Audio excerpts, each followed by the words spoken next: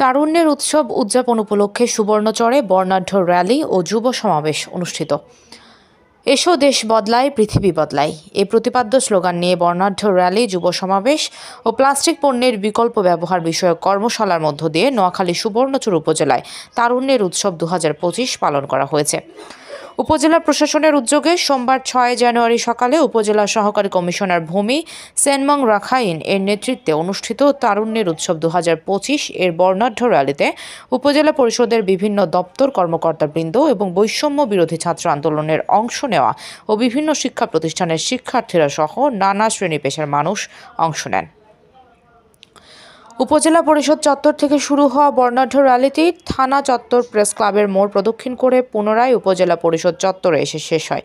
পরে উপজেলা হল রুমে যুব সমাবেশ ও প্লাস্টিক পণ্যের বিকল্প ব্যবহার বিষয়ক কর্মশালা অনুষ্ঠিত হয়। উক্ত অনুষ্ঠানে উপজেলা কৃষি কর্মকর্তা হারুনুর রশিদ এর সঞ্চালনায় উপজেলা সহকারী কমিশনার ভূমি সেনমং রাখাইনের সভাপতিত্বে বক্তব্য প্রদান করেন উপজেলা যুব উন্নয়ন কর্মকর্তা খোরশেদ আলম, উপজেলা মৎস্য কর্মকর্তা ফয়েজুর রহমান, উপজেলা স্বাস্থ্য কর্মকর্তা ডাক্তার মিজানুর রহমান, শহীদ জয়নাল আবেদিন সরকারি মডেল উচ্চ বিদ্যালয়ের প্রধান শিক্ষক কাজী নজরুল ইসলাম, উপজেলা যুব দলের সদস্য সচিব নুরুল হুদা, বাংলাদেশ জামায়াতে ইসলামী উপজেলা আমির জামাল উদ্দিন, ছাত্র আন্দোলনের উপজেলা সমন্বয়ক আতিকুর রহমান, সাংবাদিক আব্দুল বারী বাবলু, সাংবাদিক কামাল উদ্দিন চৌধুরী ও বিভিন্ন ইউনিয়ন থেকে আগত ছাত্র ও ছাত্রী প্রতিনিধিগণ।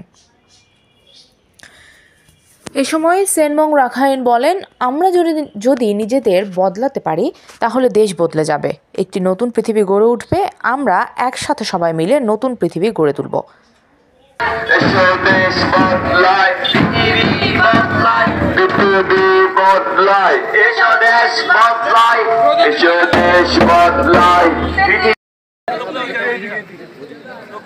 সবাই